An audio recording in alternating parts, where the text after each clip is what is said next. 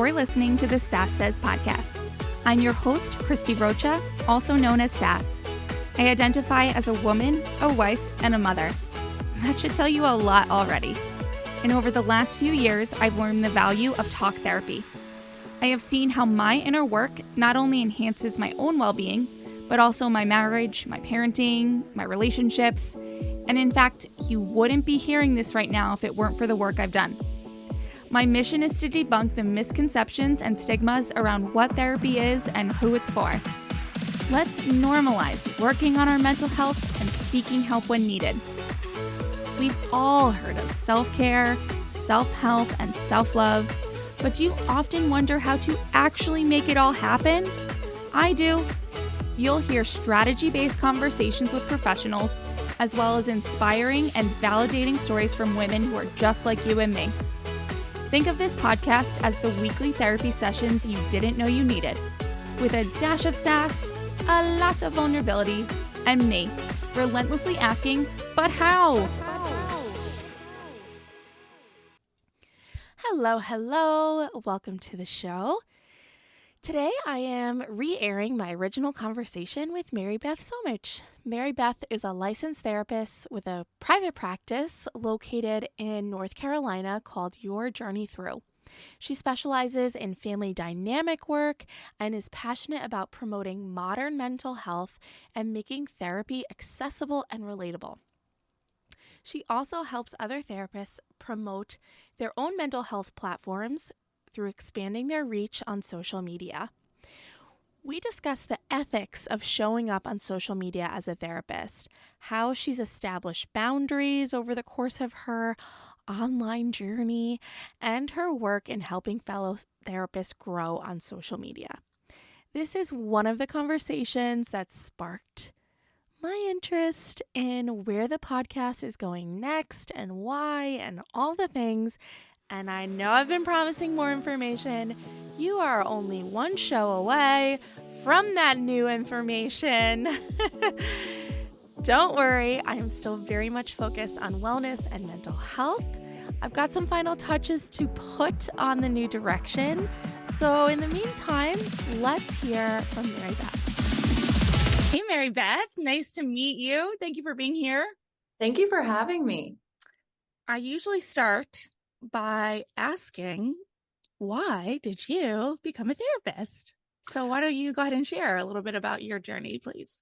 Yeah, I'd love to. So I grew up in a town in upstate New York on the border of Vermont with very few mental health resources.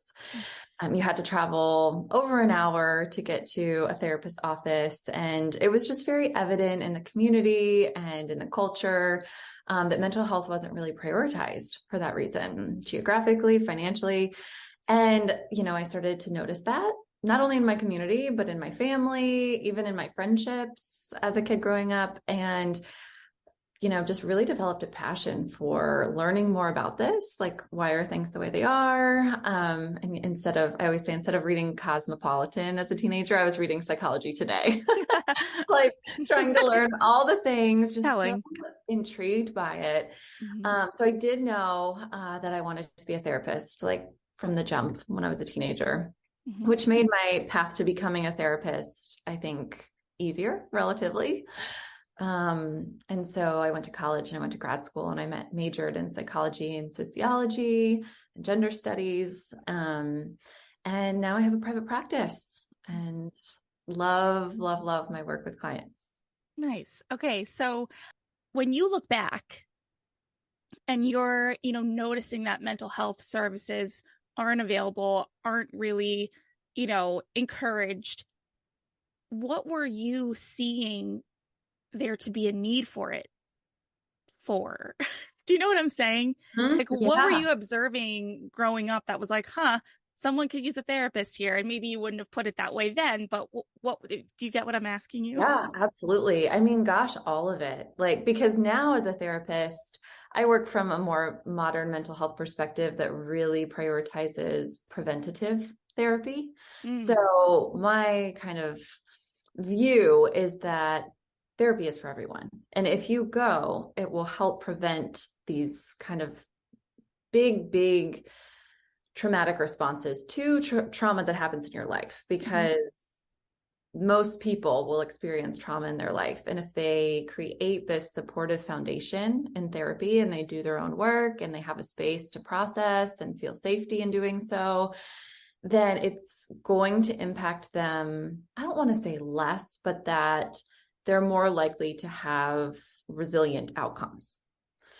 And so I do see it from that perspective, but also what I was seeing when I was growing up were things like alcoholism, abuse, isolation, depression, intense anxiety, children who may have experienced neglect, whether emotional, physical, financial, all of it, and just how mental health issues manifested out of all of that. And so, the town I grew up in, I think the average income for a 4-person family was $30,000. Wow. So very rural. And because therapy was not accessible and wasn't an option, I was talking to a friend from home about this that I grew up with. It almost seemed like because it wasn't an option that many people rejected it and we can't have it, so we don't want it anyway. Exactly. Yeah. And this defense mechanism. Whereas if there was like some embracing of that and accessible resources, I just wonder what good could have come out of it. Yeah, that makes sense. And, and just to kind of push you on this one more time, looking back, did you have the awareness of, maybe you did because you were reading psychology today, but like, did you have the awareness of like professional help is needed here? Like, I don't know. I just, yeah, I would say that that's pretty evolved actually.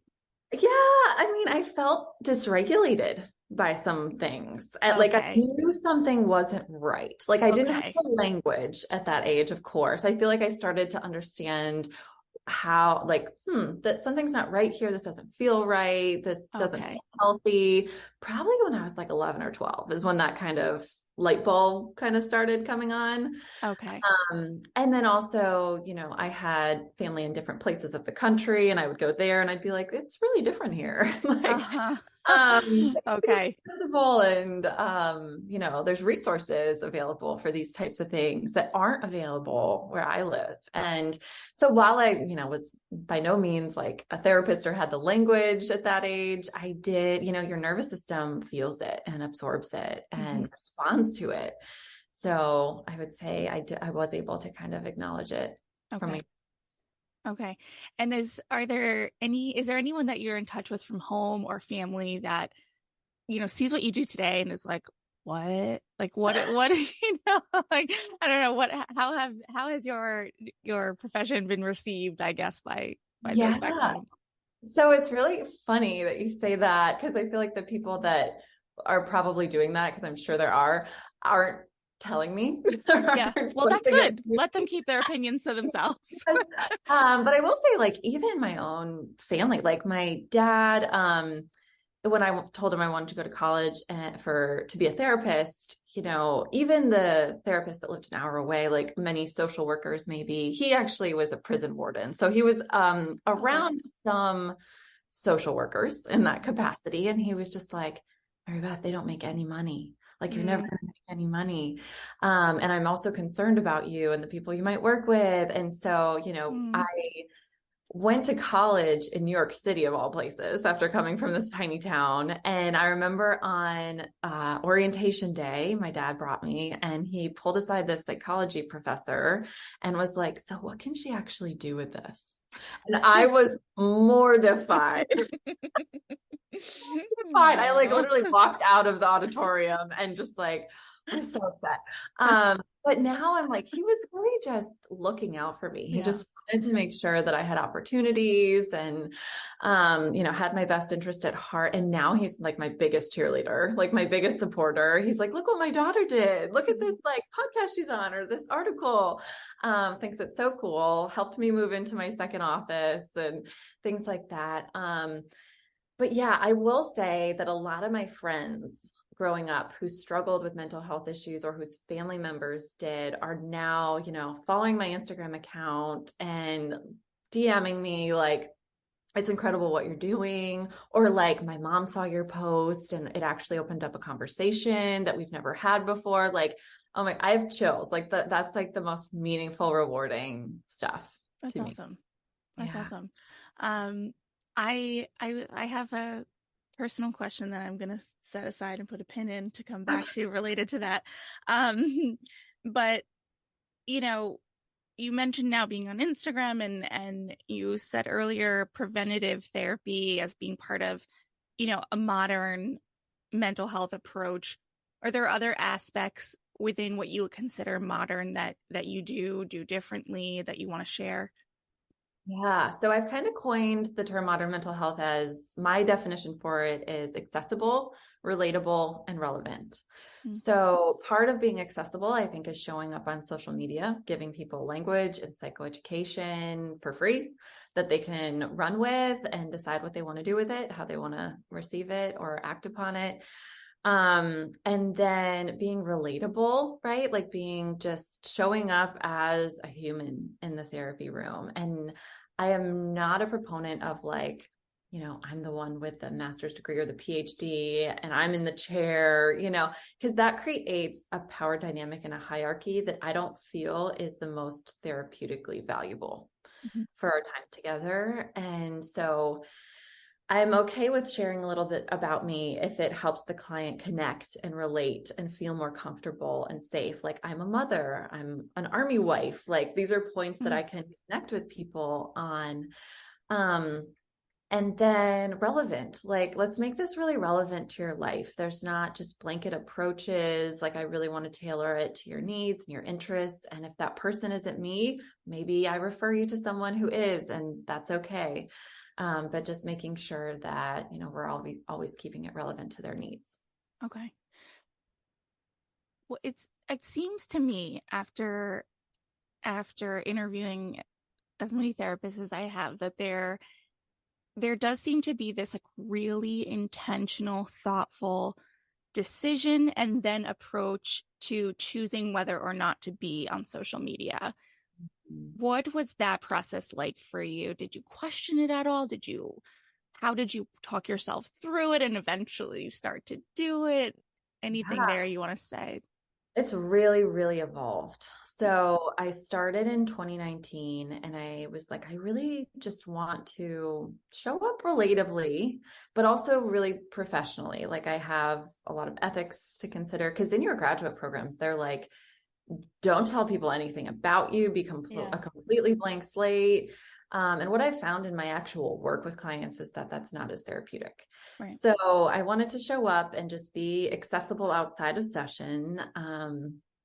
And at the beginning, I think I was tiptoeing a lot. Like, I was very, very careful about like every single word choice and every post. And then as it kind of snowballed into something that felt good and was really resonating with people, and they appreciated like the more real I was, like language I used, like snapshots of me personally. So it really evolved into something that was much more comfortable for me.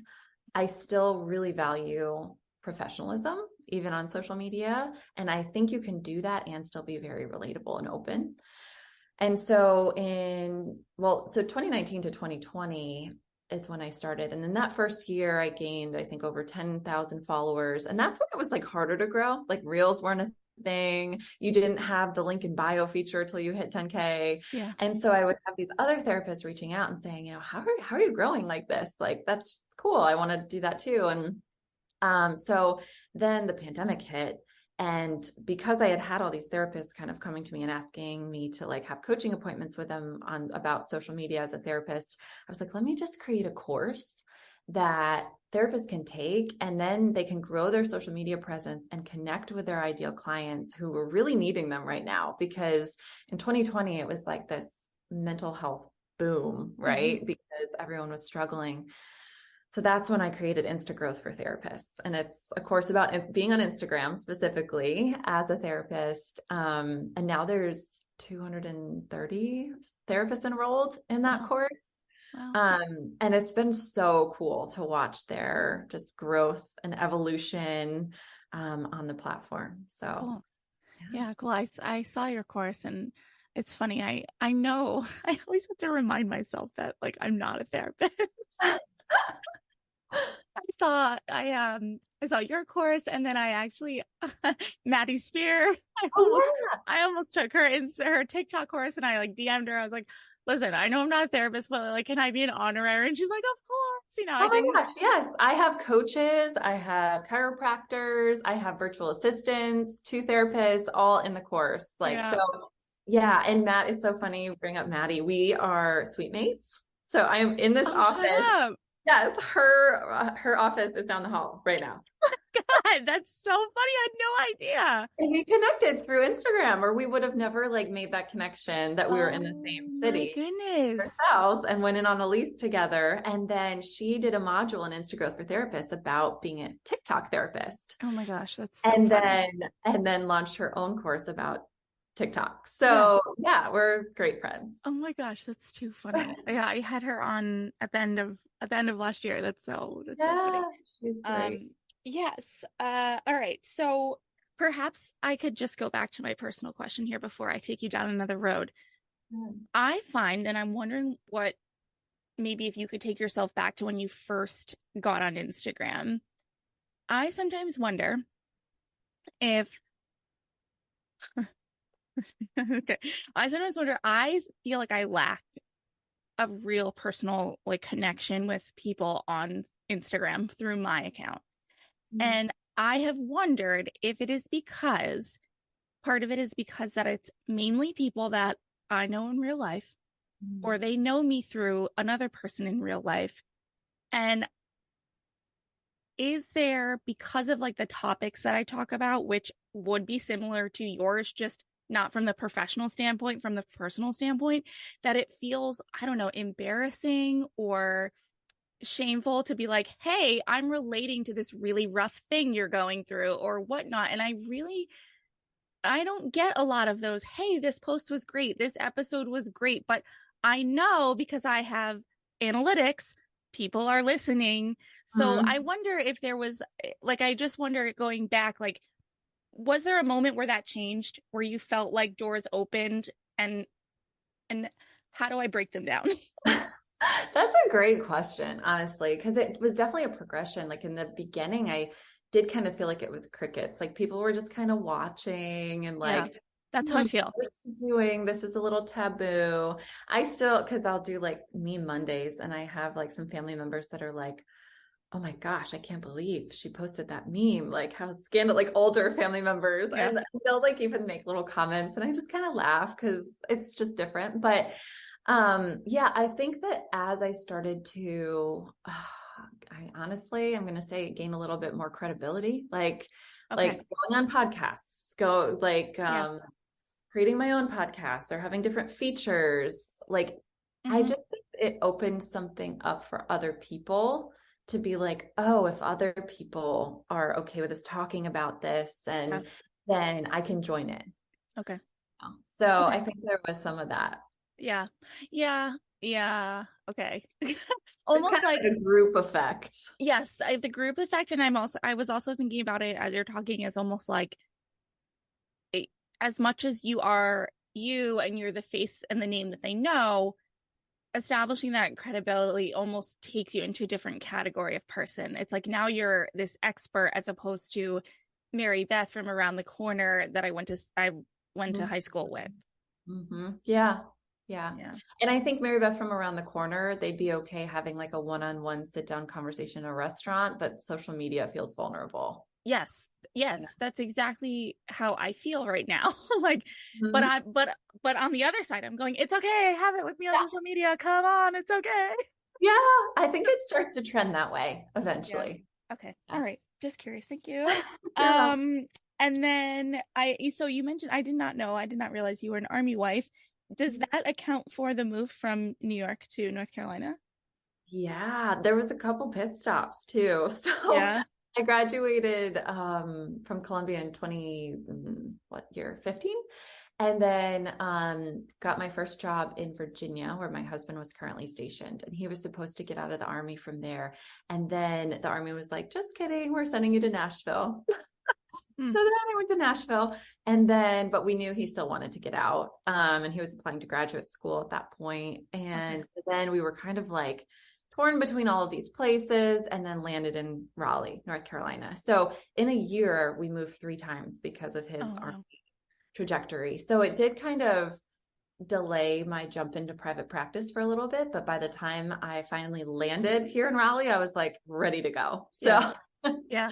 Did you yeah. have to keep getting like relicensing everywhere you went? I just didn't, because I knew they were so temporary. So I did get licensed in Virginia, because that's where I took my first job. But then I was only there for several months. And then I knew Nashville was kind of going to be a blip before we found out Okay. our like permanent location. Okay. So I didn't even bother getting licensed in Nashville. I actually worked briefly with NAMI, the Oh, National Alliance yeah. on Mental Illness, and helped them with just some groups. And they were kind of support group based, so I didn't need to be licensed in that capacity, but I see. I had all the training. So that's kind of what I did in the meantime in Nashville. Okay. Just curious.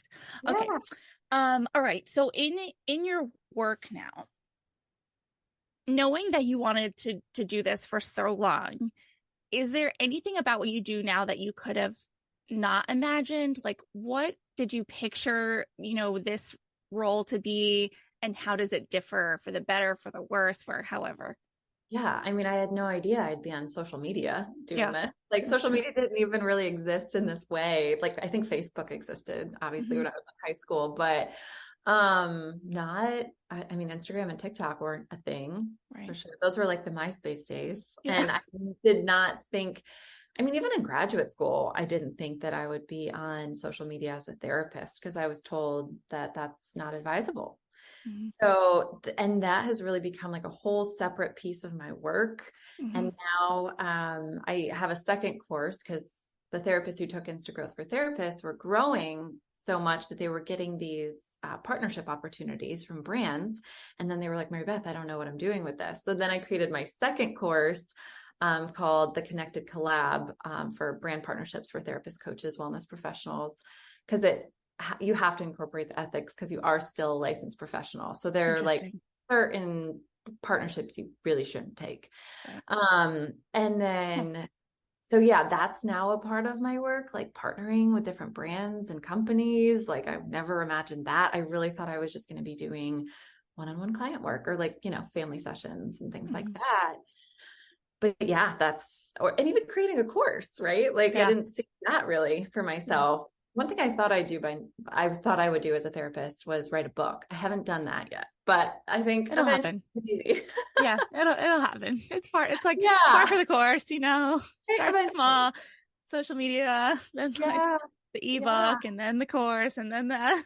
Right. But there are so many opportunities for therapists, and thinking back to like my own dad's skepticism on like, how can you make money as a therapist? But Mm. now there are so many different ways to do it. Yeah. Yeah. Cool. Okay. And so, who are you, generally speaking, of course, not talking about anyone specific, but who are you working with, and what are they coming to you for? Yeah. So I love, love, love family dynamic work. And I Okay. do What does that that. mean? So looking at like kind of the structure of a family system, one thing I specialize in is enmeshment. A lot of people don't even know that term, but it Nope. essentially means like your family system is totally lacking in boundaries. There are these unwritten rules that everyone is expected to abide by so that they don't rock the ship. And then usually I'll just give you kind of like a picture of how this presents. I will say mostly women will come to me and say, my partner is totally enmeshed. And there's actually like some statistics behind this, that what tends to happen is that a couple, like parents, a couple will not be meeting each other's needs emotionally. And then mom usually looks to her children to meet her emotional needs. Typically, sometimes a daughter, but even more strongly a son sometimes. And then there becomes this unhealthy attachment. And the kids don't get to experience healthy differentiation in adolescence like they typically would. Okay. And so they're just kind of, some people understand it as the term codependent, but just like really bonded without boundaries. But then when those children try to start their own adult families, that presents as a big issue. And so that's where I come in to start instituting healthy boundaries. And usually there's like a little bit of fire before it settles because the parents are like, whoa, what's going on here? So that is some of kind of the more specialized work I do, but in a more general capacity, I work with a lot of teens, college students, young adults, and adults who just are experiencing a lot of anxiety, communication issues, relationship issues, and just stress that typically stems back to things going on with their family. Okay. Okay. So this is the first time I'm hearing Enmeshment. Enmeshment.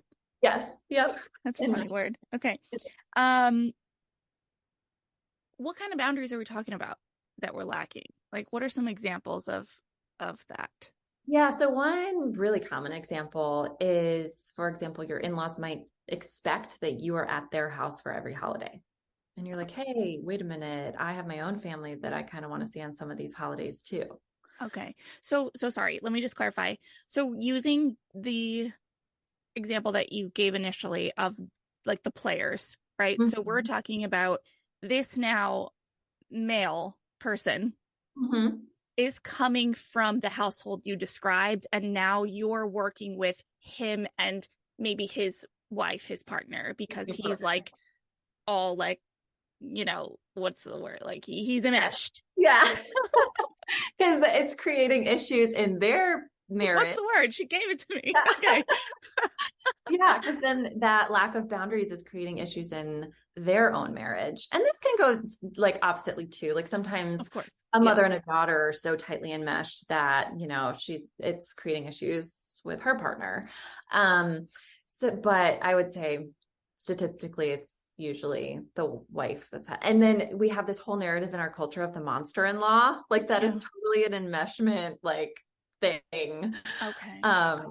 Yeah. So kind of unpacking that. Okay. And so this could be, like you said, the assumption of holidays, or I would imagine you would see a lot of issues when that dynamic becomes grandparents. Yeah. Mm-hmm. Like the showing up, the doing things without asking, Exactly. Oh my God. Yeah. Okay. All right. So if you could, like, how do you start to work with someone on that, like that? Like, what do you start to do? How do you, I don't know, how do you start to work through that? Yeah, I think at first the enmeshed child that's usually coming to therapy has to see it as a problem, because that's where we get stuck a lot is say the wife is coming to me saying my husband's enmeshed. If the husband doesn't want to change anything, it's going to be tough, right? And then I'm working with the wife or the partner on, what can we do in this situation if your partner doesn't see anything wrong with this, or maybe they might, but they don't want to change it. In fear, usually, of rocking the boat and what it might do to either of their parents, if they were to set a boundary, like, because it's like you don't do that in enmeshed families. Yeah. So yeah, that's a lot of the work. Assertiveness training, identifying wants and needs personally and in the relationship, and just like the vision that you have for your family and whether that's aligning value wise right now with the current behaviors in play. Yeah, it's a lot of that. Yeah. Okay. And I can imagine, I can assume, but I would love, to hear your words on it. Talk to some of the potential, risks that this couple is facing by not working through these issues. By staying enmeshed. Yeah.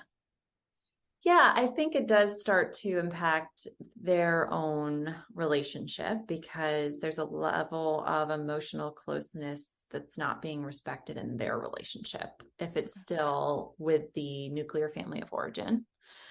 One partner usually feels pretty disrespected, probably by the in-laws potentially, and then that manifests as resentment.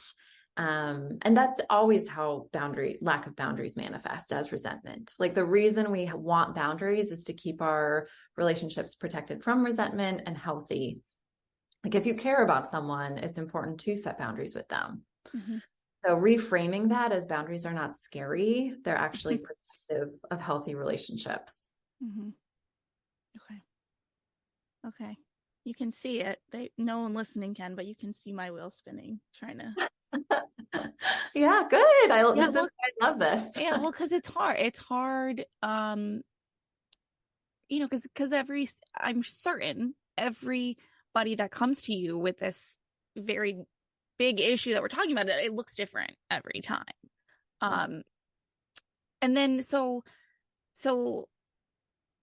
like, if we take it to the grandparent example, like this family now, they're at the grandparent level, what's happening for that grandkid either in the moment or later in life if these sorts of boundary issues and enmeshment is not handled? Like, we can know possibly that maybe the parents don't stay together, maybe there's like, are there other things that maybe I wouldn't think of that could present? It really is dependent on how the parents cope with or respond to the enmeshment, because I've seen many outcomes. Like, sometimes the parents of that child now, right, they're just accepting the enmeshment and going along with it. So then the child thinks that this is a completely normal way of relating to family. And now it's generational enmeshment that's even more strong when that child goes to have their own family. Okay.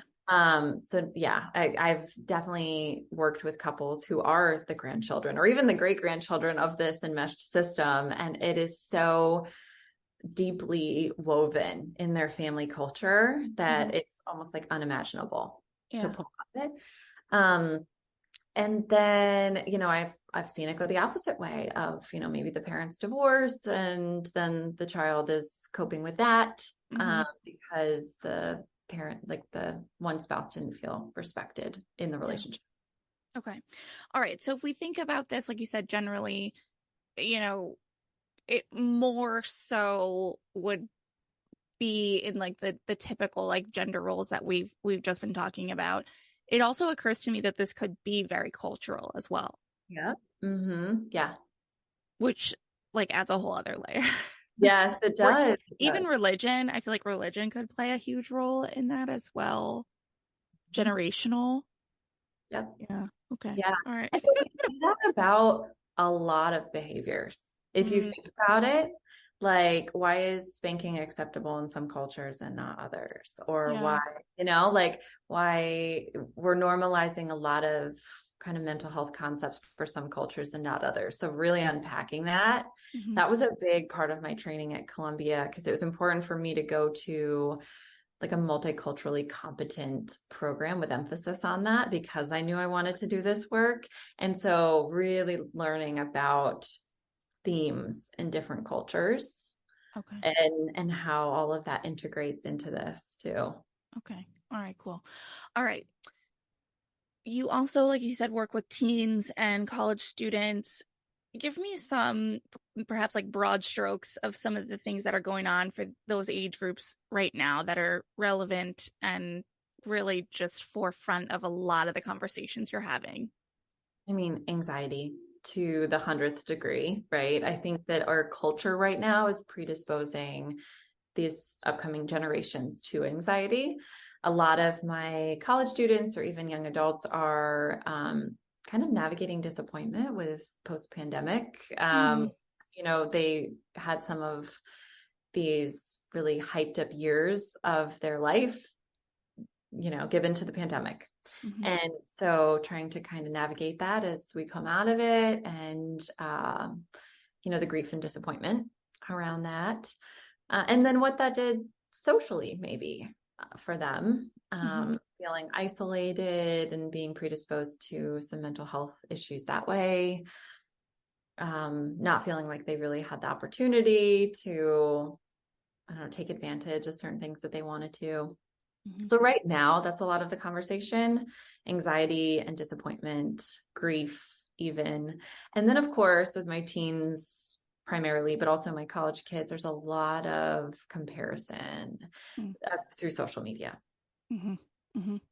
Okay, I'm going to get to that in a second. Is there anything that, as the position you're in, you're working with the teens and college, and so you're not working with their parents. I mean, necessarily. Yeah, not usually. Sometimes, but not usually. Yeah. Okay. So if you had a chance to like get all of the parents in a room, are there 1, 2, 3 things that you might be like, if I could just scream this from an auditorium stage at all the parents of kids this age, like these are the things that I would say, that these are the things they're missing, these are the things they're getting wrong, these are the things their kids want them to hear? Yeah, the first one would be, and you might have heard this advice before, but gosh, I just wish we could like put it on a billboard everywhere, would be ask your child if they want help or if they just want you to listen. So many times when kids try to go to their parents, and I say kids, but I'm yes, kids too, but also teens and even college kids and even adult children. I know, I was just thinking wives all the time. Go to their parents and they're talking to them about something, maybe even venting to them about something. And the parent automatically jumps in with all of these options or ideas or whatever. And a lot of my clients will say that's kind of a form of disrespect in a way, because they're assuming that I haven't already thought of those options for myself and already covered those bases and thought, maybe that's not a good option for me for some reason. And at this point, I'm just talking through it. I've already made a decision. I'm just talking through it. And so them throwing more solutions at me is invalidating, not what I need, does not feel supportive. Of course, that's not the parent's intention. Right. But I just wish they would ask first so that they could understand that. Because when they don't and the child gets frustrated, then sometimes the parent even gets frustrated back. Like, oh, well, I don't even know how to help you. And you never like anything I say. And then you just added to your child's stress like tenfold by now creating an argument with them because they, never had the intention to accept that influence. They just wanted to come to you for support and feel heard. So, yeah, parenting's fun. Yeah, totally. I have a 2-year-old. She turns 2 tomorrow. Oh, yeah. And I'm like, oh, the teenage years are going to be fun. Yeah. See, I struggle with the toddlers though. Like, really? Yeah. I like almost look forward to those deep, hard, moody conversations, like this toddler stage of just like nothing makes sense and there's like chaos and I'm overstimulated on a regular, like this is hard. This is a hard phase for me. Yeah. This morning, my daughter had a meltdown because she wanted to put her hood on and her coat did not have a hood. Yeah. Like, I can't help you. I'm sorry. It's like, exactly. Like, it's just, if it's not that, it's something as ridiculous. Yeah, exactly. Yeah. Is there anything now that you have a 2-year-old that just in being a mom yourself that has changed your perspective on parenting or motherhood that you may have, differed from before? I mean, gosh, it's literally a process of healing your inner child and reparenting when it's exhausting. A child. Yeah. And I think for some, it brings up wounds that maybe you didn't know were there. For me, it kind of helped heal them. And I was like, oh, okay. Like I was able to separate myself a little bit, take things a little less personally, understand it was like really never about me. Yeah. It was about my parents needing to prioritize mental health at certain points of my upbringing when maybe they didn't. Yeah. And, I understand that now and I can empathize now. But yeah, gosh, it's like such a process of healing yourself through parenthood too. Yeah. Yeah. Which it's interesting because a lot of times I have conversations that center around it bringing up the wounds that and having to heal them. But I imagine that the reverse that you're talking about is equally as exhausting, because I feel like in some sense it's hard for me, it's hard to learn that they're worth, I don't know, I'm trying to choose my words carefully. It is hard to see my childhood differently now as a parent, when before I totally saw it as perfect. And and that's challenging, because I can see where, in a very real way, it was life, it was real. There were things now looking back that maybe didn't serve me best, or that I interpreted a way that they weren't intended, just as you were saying. And that is that's hard. But when you have a childhood perhaps that you kind of know wasn't perfect, what I'm trying to get at is, I think sometimes it's easier to just continue to blame that, and to be angry at it. And then to have to heal it is just, it takes as much work as it does to realize that maybe things weren't perfect. I don't know. It just. Yeah, I was thinking the same thing as you were saying it. It's kind of like your perspective before parenthood and your perspective after on your childhood, from either camp you're coming from, whether you knew it was dysfunctional or you thought it was perfect. Yeah. It's a process of healing. Yeah. Either way, I think it's just so jarring. You spend the majority of your life up until a certain point thinking things were a certain way, and then they're not. Exactly. Yeah. Okay. All right. I said I wanted to go back to the social media thing. I have talked at length, I think, about, teens and tweens and social media usage and the comparison and things on the show. But one other thing I do like to talk about as it relates to social media is the connection between social media, creating content, and mental health. And because I find, just as a person who's on social media, creating content can either give me a real mental health high or a real mental health low. And it seems like everyone today, whether you're a small business owner, a teacher, a therapist, or a mom, you're on social media, or you feel a pressure to be. And it's this whole mind cluster of stuff. I don't know. Are there any aspects of creating content for you, now that you've been doing it for a while, that you have just been you know what, this doesn't serve me, I'm not going to do this anymore, or these aspects of creating content fulfill me? Do you know what I'm saying? Have you set up boundaries for yourself in that way because of how it impacts your mental health? Definitely. I will never recommend anyone who says you have to post every day or multiple times a day. What are your boundaries with yourself in this platform? Because that doesn't feel totally sustainable. Maybe if it's your only full-time job, but like you were saying, for many people, it's not. They have a full-time job, and then they feel this pressure to show up on social media consistently, which creates at least another part-time job for them, usually. So yeah, I've really set limits on the amount I post, when I post. I usually don't post on the weekends unless there's a big mental health event going on. And then also, I really haven't bridged out into TikTok yet, because I don't feel like I need another platform right now. I'll dabble in it, but Instagram, all my courses are centered on Instagram. That's my platform of choice. I don't need to be on all of them. And I've even thought, maybe I should have multiple Instagram accounts, one just for private practice and one for Insta growth and my business stuff and coaching. And I was even that feels like a lot. So I think just kind of condensing it down and setting limits with, how you're willing to show up, is important for sustainability too. Yeah. Have you gotten any, hate and all that you've had to process or deal with, and how do you do that? Girl, I have had to file police reports.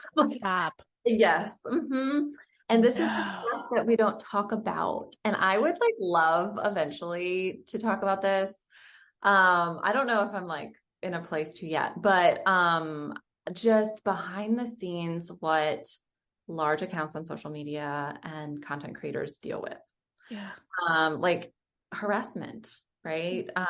Business sabotage, plagiarism. Just all of it. And I will say that even despite all of that, I feel like it is still worth being on there. That's like, saying something. The messages that I receive, I got one yesterday that was like from this kind of like, stereotypical like macho man, and who was like, thank you so much for your content. It's really helping me set boundaries. And I was just like, yes. And then today I got one from another therapist that was like, I love how you're showing up on here. Just all these like kind of like affirming messages, or, you're inspiring me to do this. And I don't know. I think it's worth it for that. But you're always going to get people who are unhappy or out to get you regardless. So yeah, there are definitely ways to protect yourself and protect your family online, and to practice safety and things like that. But it's also just part of it sometimes. Yeah. And of course, without getting into the specific details of your situation, knowing what you've been through with it, do you have any advice for fellow creators in either preventing or how to cope, or I don't know? I used to feel like as a therapist that I needed to be, I don't really know what the word is, but if someone was showing disrespect or dissatisfaction with anything that I was doing, that I really needed to like hear them out about it. And, I would not in the past like automatically block someone for that. And now that block button is absolutely coming out. I'm like, nope, we don't need this here. And, I think that those boundaries have gotten a lot stronger for me, of just, you don't need to be in this space then, if that's your intention here. And I control this space. I think people forget that they control their accounts. Yeah. And you can delete people, you can block people, you can also unfollow people on your end if you feel a certain way about them. And to just go with that instinct, because I think for therapists specifically, their empathy is what makes them the most vulnerable to being attacked. So just keeping that in mind. Yeah. And I think I'm glad you said that, because I think that that's a great reminder about, us, we control our account, like it's our account.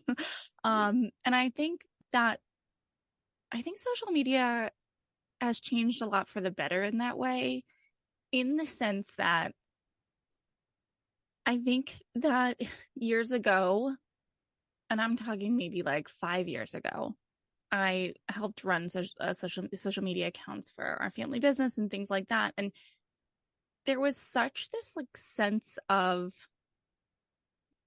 needing to come across or be like real, to the point of like leaving hateful comments or like deleting challenging thoughts and comments, because it was like, oh, if you delete it or you just ignore it, then you're basically saying that you're right and you are the only thing that matters, and this and that. And it's like, I think because so many more people have become creators, like the average person, for lack of a better way, I think it has opened that up a little bit to, gosh, I'm having trouble with my words today. Darn it.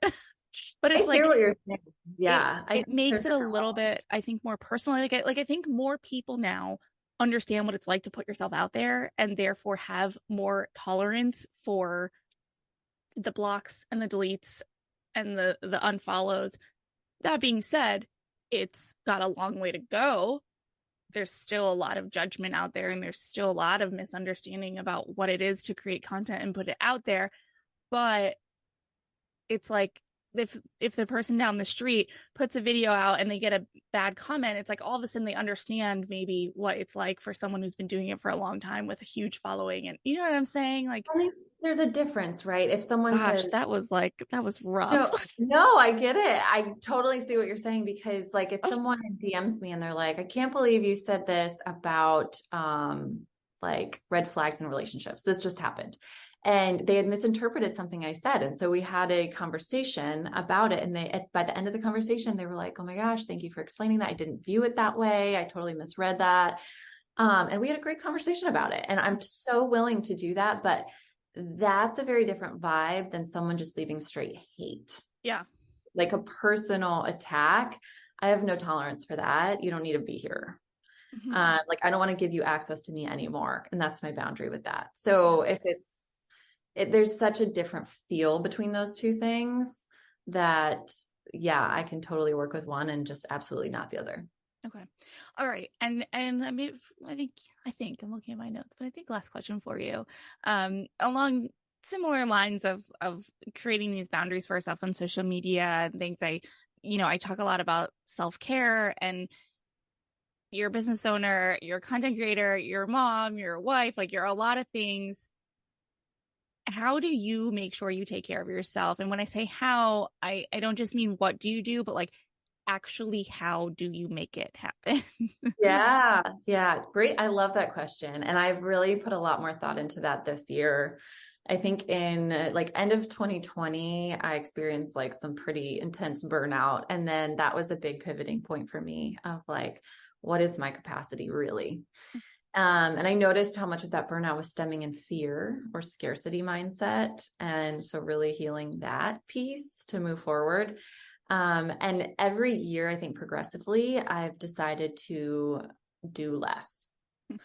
So for instance, this year, I'm not live launching my courses. They're just open for purchase because the live launching was really exhausting multiple times, like 3 to 4 times yearly. And it's like a 3-month cycle. So I was like, I just am going to pull back from that this year, and they're just going to be open for purchase. So that's a way I'm pulling back. Just taking on, I have associates that I can outsource my clients to now and just stay with the amount that I feel most comfortable seeing, to protect my energy that way. Because I think therapists also, they just want to show up for people and they want to be that person, but you can't be that person for everyone. Sometimes you have to be that person for yourself first. So having boundaries around that.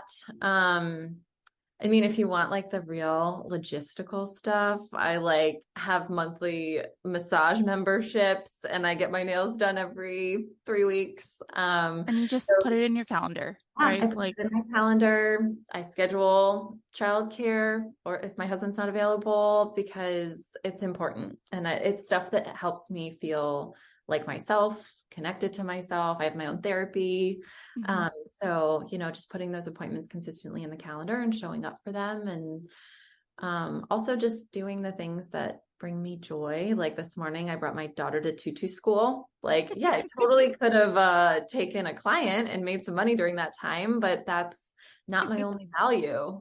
Yeah. So I want to do that fun stuff with her that she can remember. So I think just sticking to your values is important. Okay, I lied. I have another question. The fear, scarcity mindset,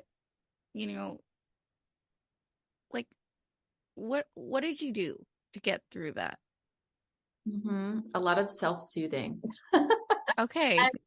I'm an Enneagram 3. Are you familiar with the Enneagram? Yeah, I think I'm what am I? I think I'm a 3. Really? I wouldn't be surprised. They're overachievers. Yeah, and so there's just this kind of like constant inclination to be doing, and the next thing and the next thing. And the big question that 3s have to ask themselves is, who are you without the doing? And so really, say it again. Who are you without the doing? Without the doing. Yeah. Like, I don't know. I know. That's a real tough one to sit with. I'm someone. Yeah. But what would that look like or feel like? Would there be discomfort? And I think that's a question worth wrestling with, and making sure that your motivations are healthy and not stemming out of like this flight state, like fight or flight. And so I think there's been a lot of just personal growth there for me to say, how much of my productivity is out of fear or flight? And how can I reel that back and connect with like what I really want to be doing when I feel regulated? I had to look. I Having am an a type emotional A. response right now. Yeah, because I am a 3 and I'm like, okay, she's talking about herself, not you. Yes, yes. Uh-huh. Okay. The last thing I want to say is it reminded me of, as you were talking before too, I was listening to, I don't know if you're familiar with Heather Chauvin. She's a business coach and life coach, or, all the things. And I listened to an episode of hers today where she's talking about how there's like, that she seems to notice that there's like phases where like phase 1 is like total like growth and change and like jumping in. And then phase 2 is just the consistency of mastering all the things that you started. And then like the cycle repeats itself. And she was like, the phase 2 is about doing less better. Yeah. And like that seemed to be like what you're saying, like, doing less, but not floundering. It's like you're trying to do less, but do those things really well. Yeah. And you'll need to send me this podcast because this is totally kind of like I'm in that right now. Yeah. And just reminding myself that, I set up these systems and this structure for myself already, right? Like just because exactly. Yeah. Not continuing to create and do more, I can just rest in what I already created now. Yes, that is exactly what she was talking about. And the trick though that she talked about is it can be tricky identifying which one you're in. Because at least for me, what I can identify is that I might be in one, but I want to be in the other. Yeah. So that's tricky. That's a great point for sure. Mm-hmm. No, yeah, you're gonna have to link that podcast. Yeah, I will. I'll send it to you, and I will link it in these show notes that I share, because now that I've talked about it, and I'm sure that other people will want to listen, and Heather is just a rock star, so I'm happy to support her anytime. So anyway, Mary Beth, is there anything, kind of lingering on your heart, mind, soul, anything that you want to share or make sure to get into this conversation today that I didn't think to prompt you for, or anything? I mean, just prioritizing your mental health. I mean, I feel like I just always want to emphasize that preventatively and consistently, just to put yourself in a good place. Boom. All right. Well, thank you so much for your time. I really appreciate you. Yes, I appreciate you too. Thanks for having me.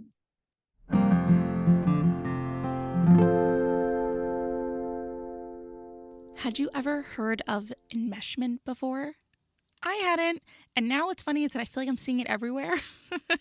But I was totally fascinated by this part of the conversation, and I think most importantly, it highlighted a struggle that I think so many families feel, but either don't have the words to put around it or don't even know that there are words that they can put around it. Almost like, just this abstract feeling of there's something about this relationship that feels hard, but I don't exactly know what it is. And now we have language for it. And we also heard Mary Beth talk about the beginnings of what it means to work through it. You know me, I love therapy. I say always work through it with a therapist, because why not?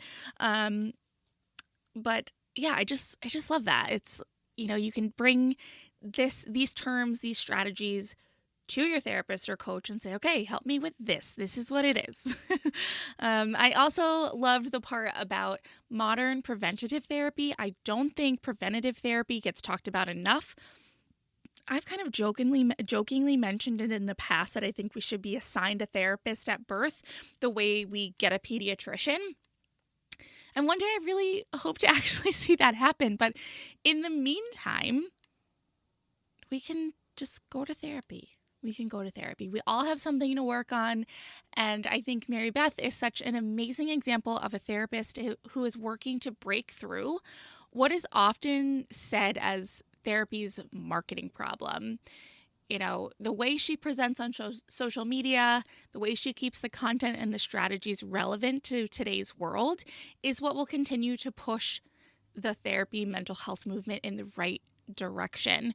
You know, when I say therapy has a marketing problem, that's not my term. I've heard this a lot. Obviously, I follow a lot of therapists on social media. I talk to a lot of therapists, and there are therapists like Mary Beth out there looking to show all of us that therapy can be what you want it to be. It can be relatable. It can be relevant. It can be accessible. It doesn't have to be what we've seen it portrayed as on TV and in movies for decades of just, you know, I don't know, just stiff or scary or intimidating. It really is just a wonderful safe space. But you guys know I love therapy. So anyway, I also love that she's coaching other therapists on how to further spread this word, grow their businesses, and expand their reach on social media, because that's where the kids are these days. That's where everybody is, right? So it's really pretty cool, actually. I'm a super fan of Mary Beth, and I just love that you are sweet mates with Maddie. That is the coolest thing ever. Thank you so much, Mary Beth, for being here. Thank you for listening. I will catch you next time. Bye. Thank you so much for tuning in today. Sass Says is a production of LuAnn Inc. This podcast is meant to be educational and not meant to replace professional therapy or professional medical attention. To learn more about today's show and what's new in my world, head over to sasssays.com. Thanks so much. Talk later.